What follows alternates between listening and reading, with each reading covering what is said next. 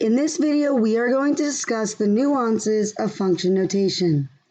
In the past, you've been used to writing y equals for the first scenario and y equals for any other scenario and y equals.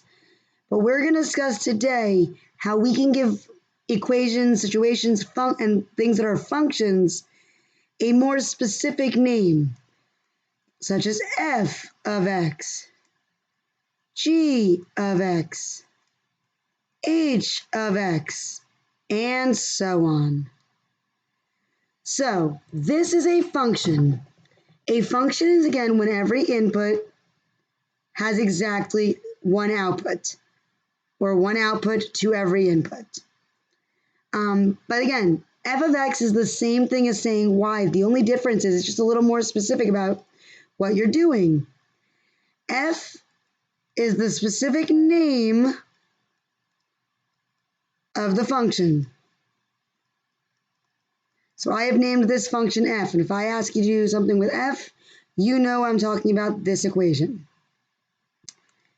X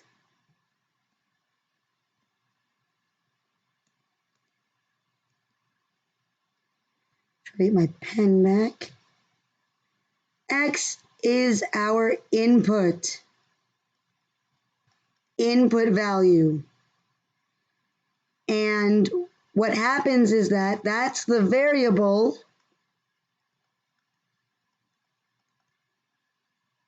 where you will substitute values.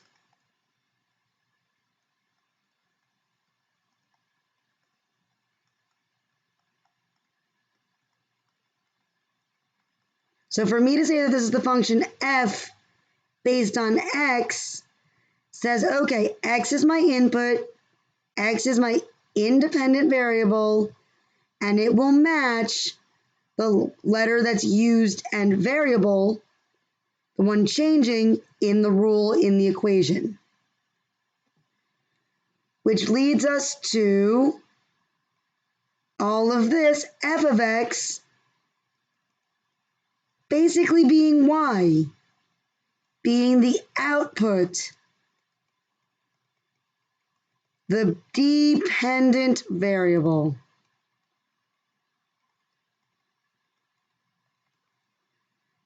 And then all of this is what we call the rule or the function, and it describes the scenario. It describes whatever scenario or situation you are talking about. So let's do some quick examples. Mike and Joey are racing across a football field. Mike is starting at the end zone and skipping at a rate of 4 yards per second. So in the past, and Joey starts at 45-yard line and rolls 1 yard per second. So the past, we would write y equals mx plus b equations, and we still will. But I'm going to name m for Mike's distance, and j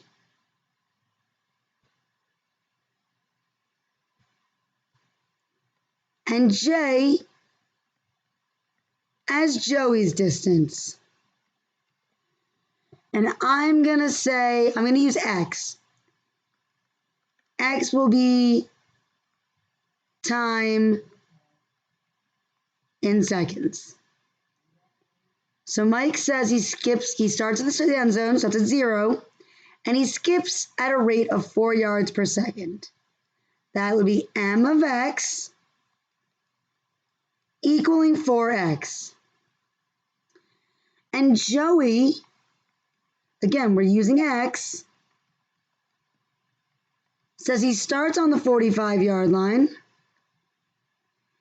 and he rolls at 1 yard per second. 45 plus 1x or 45 plus x. The 1 is redundant or implied by one existent variable. So that's how you write your functions. You name them, you always define your variables, and you write them. And the reason we do this is to be very specific. So I want to know, how far along will Mike be? So how far will Mike be after 20 seconds? So let's say I'm asking that question. I know, because if they are both y equals, I might forget who is who. But I know I'm going to put it here. M of 20, where an x equals 20, equals 4 times 20. And 4 times 20 is 80. He will be 80 yards. That will be his distance. Because their distance is number of yards from one end zone. What if I asked you to evaluate J of 20? Again, if these are both y equals, I wouldn't know what to do, but I named them specifically, so I understand this is asking me for Joey at 20 seconds. J of 20 equals 45 plus 1 times 20. 45 plus 20 is 65 yards. So that's why we write these specific names. Now, I want to discuss the same scenario, because I'm still going to name Mike M, Mike's distance, and I'm going to name Joey as J. But now I'm going to use the letter S to represent seconds. Now when I write my function, I'm not going to say M of X, I'm going to say M of S equals 4 times S. Your input within the parentheses in your definition of the function needs to match where I would find that letter in the equation. Same goes for Joey. J of S equals 45 plus S. This is something where you got to be very careful that you're deliberate. And it's fine to use whatever letter as long as input matches input spot in the rule. Input matches input spot in the rule. So those are your, basics for the details of function notation.